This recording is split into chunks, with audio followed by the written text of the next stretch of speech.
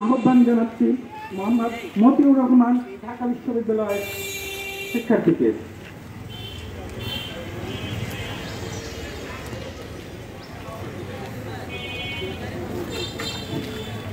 বিসমিল্লাহির রহমানির রহিম।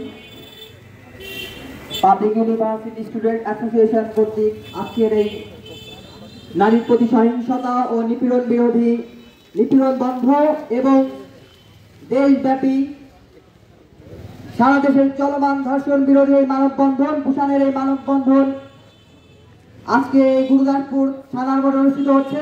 আজকের এই অনুষ্ঠানে যারা আমাদের সাথে একাত্মতা পোষণ করে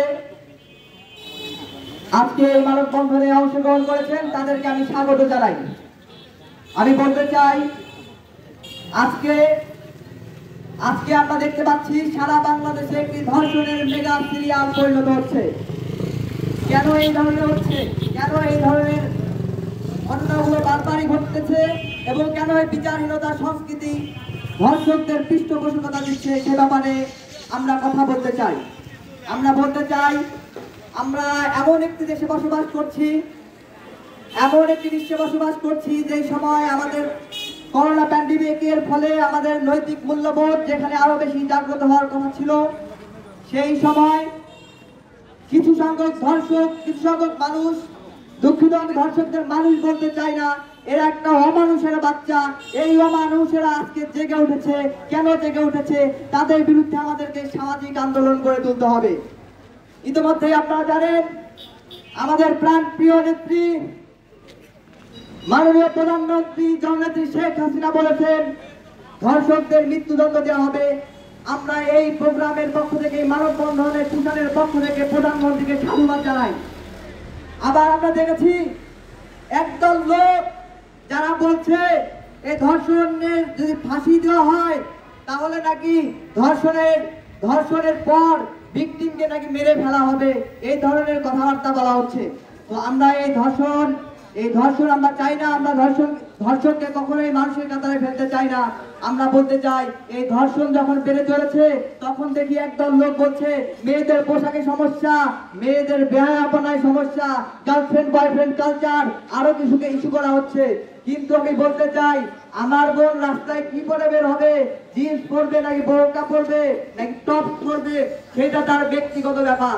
এখন বলতে চাই, তারপরে যদি আপনারা কেউ মনে করেন যে তাদের ওই যারা এইভাবে চলাফেরা করে তাদেরকে ধর্ষণ করা যায়, তবে আমি বলে দিতে চাই, আপনারা একজন pure perverted sexually frustrated person.